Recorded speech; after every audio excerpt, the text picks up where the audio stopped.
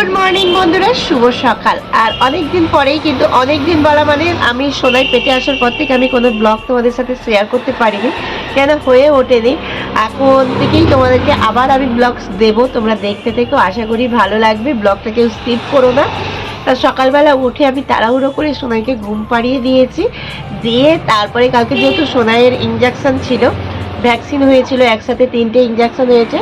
সোনাই কালকে সারা রাত ভীষণ জ্বালিয়েছে, আমার চোখ মুখের অবস্থা থেকে তোমরা বুঝতে পারছো। সোনাই ভীষণ জ্বালিয়েছে। তা ওকে আজকে সকালে ঘুম পাড়িয়ে দিয়ে বরমশাইকে চা করে রুটি করে দিয়ে বরমশাইকে টিফিনটা বানিয়ে দিয়ে আমি চলে এসেছি দোকানে। কেননা সোনাই আবার ঘুম থেকে উঠে গেলে অনেকটা কাজ আছে জানো তো দোকানে, ও আর কাজ করতে দেবে না, সেই জন্য আমি চলে এসেছি দোকানে। তারপরে গিয়ে রান্না করব।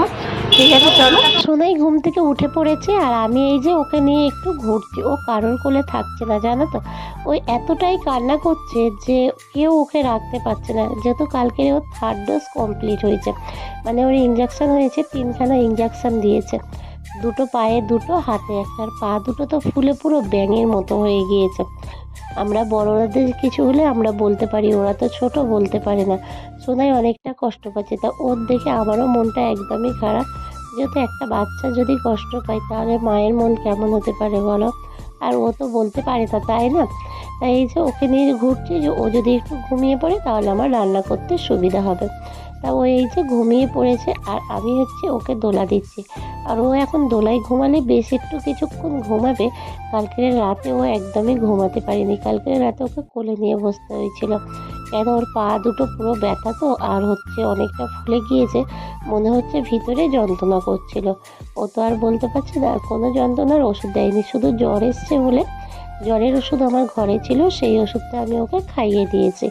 আর এদিকে দেখো মিড ডে মিল আনা ছিল, সেটাকে আমি খেয়ে নিচ্ছি। কেননা সকালবেলা আমি চা খেয়ে আর হচ্ছে দোকানে চলে গিয়েছিলাম, তাই ভাবলাম। আর মিড ডে মিলের খিচুড়িটা একদম ঠান্ডা হয়ে গেলে ভালো লাগে না, একটু গরম থাকলে তারপরেই কিন্তু খেতে ভালো লাগে। তাই এদিকে আমি খেয়ে খাচ্ছি আর সোনাইকে এদিকে হচ্ছে দোল দিচ্ছি।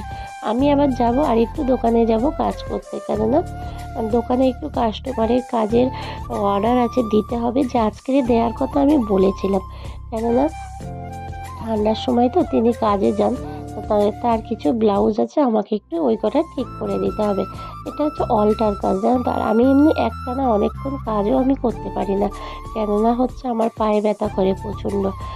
যেহেতু বাবু হওয়ার পর থেকেই এটা আমার হচ্ছে। যেহেতু আমার হচ্ছে তোমাদেরা জানো না, যারা আমার ভিডিও সবসময় শর্ট ভিডিও দেখো তারা বুঝতে পারে, যেহেতু বাবু হচ্ছে সিজারে হয়েছে তো, সেই জন্য হচ্ছে এখনও তো ধরে না 6 মাস হয়নি, সবে এই 3 মাস।